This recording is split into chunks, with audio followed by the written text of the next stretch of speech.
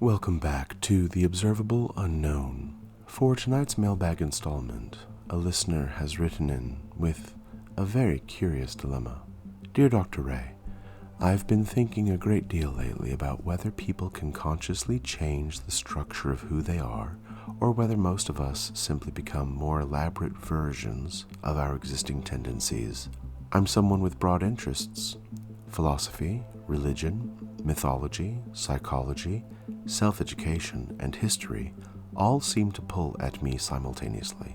I consume information constantly and tend to connect ideas quickly, yet I often feel as though my actual life has failed to consolidate around any singular direction. There's a strange tension between intellectual momentum and practical embodiment. At times I wonder if modern life encourages a kind of permanent internal fragmentation. We have access to endless information, endless identities, endless perspectives, yet very little pressure toward coherence. A person can spend years circling potential without ever fully becoming anything concrete. I've recently started questioning my own relationship with ambition and wealth because I realized I may hold conflicting beliefs beneath the surface. Consciously, I want stability, freedom, influence, and the ability to create meaningful work. Yet somewhere deeper there seems to be an association between prosperity and corruption, ego, spiritual emptiness, or social alienation. It feels less like a rational belief and more like an inherited psychological framework I never consciously examined.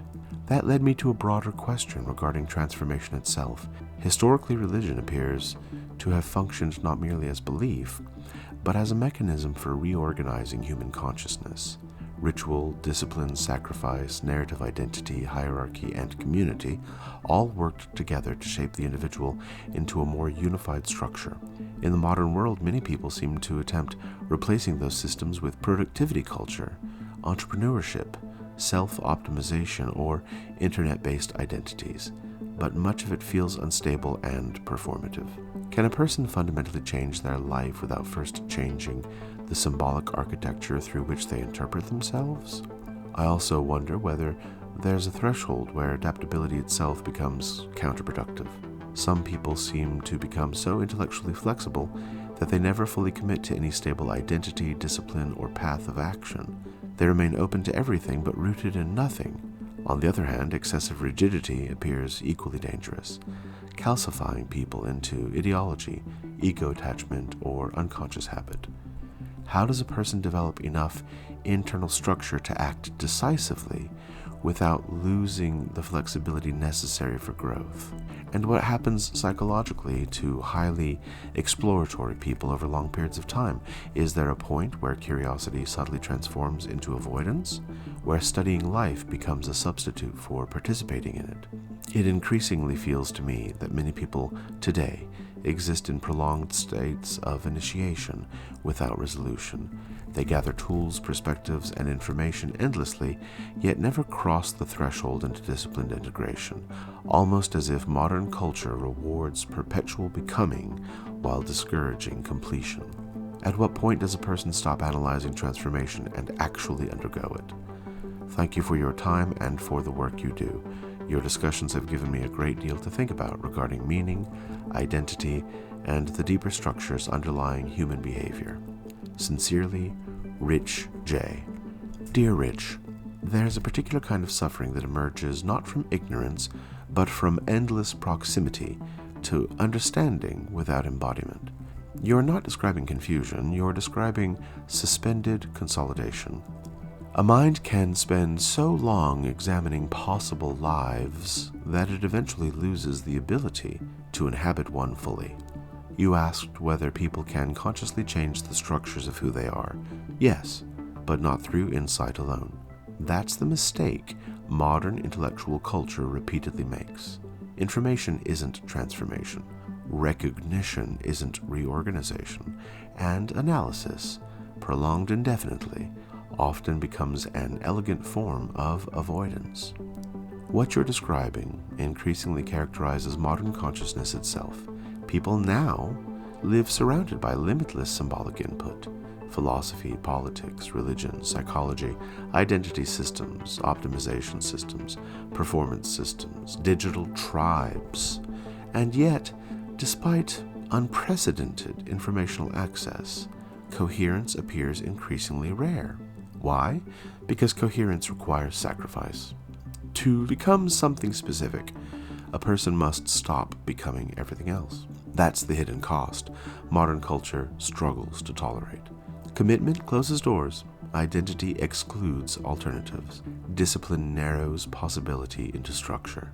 And many highly exploratory people experience this narrowing almost as a form of death. So they remain suspended, studying, preparing, analyzing, collecting frameworks, forever approaching transformation, never consolidating into it. You asked something extremely important. At what point does curiosity become avoidance? Usually, when exploration ceases producing embodiment. A person can mistake intellectual motion for existential movement, but the nervous system recognizes the difference. One produces structure, the other produces stimulation. Historically, you're correct. Religious systems often functioned not merely as belief structures, but as technologies of consolidation.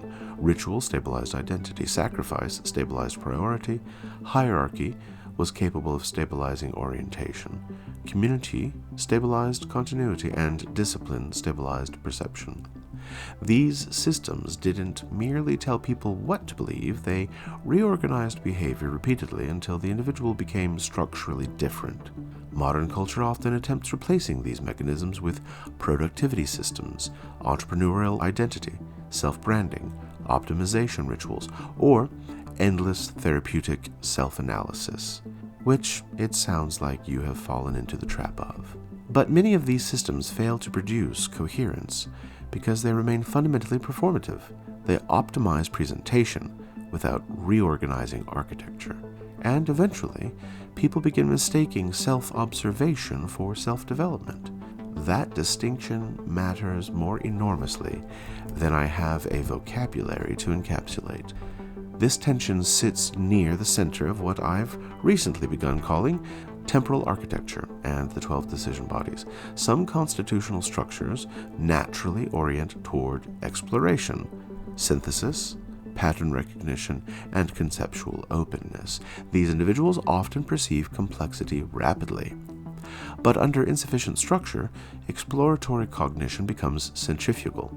The mind expands endlessly outward without consolidating inward. Potential multiplies and embodiment weakens. And eventually curiosity itself becomes anesthetic. You also mentioned wealth and ambition. Notice how quickly symbolic associations emerged around prosperity, corruption, ego, emptiness, alienation. That's not economics, that's inherited moral architecture. Most people unconsciously preserve instability because prosperity threatens deeper identity loyalties they never consciously examined. A person can't sustainably move toward a future their nervous system secretly associates with contamination. This is why transformation requires symbolic restructuring before behavioral restructuring becomes stable. Human beings don't act merely from logic, they act from interpreted meaning. You also asked about flexibility and rigidity. Too little flexibility produces ideological imprisonment. Too little structure produces diffusion. The goal is neither absolute openness nor absolute certainty. The goal is adaptive coherence. Enough structure to act, enough flexibility to revise. This is where many intelligent people become trapped. They remain permanently initiatory, always approaching, never crossing. The threshold itself becomes terrifying because action collapses possibility into consequence, and consequence eliminates fantasy. But eventually every human being encounters the same unavoidable truth. A life cannot be lived entirely in potential form. At some point, structure must become behavioral, not conceptually admired, enacted. You don't become coherent by discovering the perfect philosophy. You become coherent through repeated participation in structures capable of stabilizing identity across time. And perhaps this is the deeper tragedy of modern fragmentation. Many people now possess extraordinary perceptual breadth, but almost no ritual mechanisms capable of consolidating perception into durable form. So they remain intelligent, aware, curious, and quietly unbuilt. If this mailbag settled somewhere unresolved inside you, make that known. Leave a rating or a review, not for recognition, but for signal. So thresholds are crossed where potential has remained suspended for too long. Until next time, remember, you don't become what you feel, you become what you return to, and what you return to returns as you.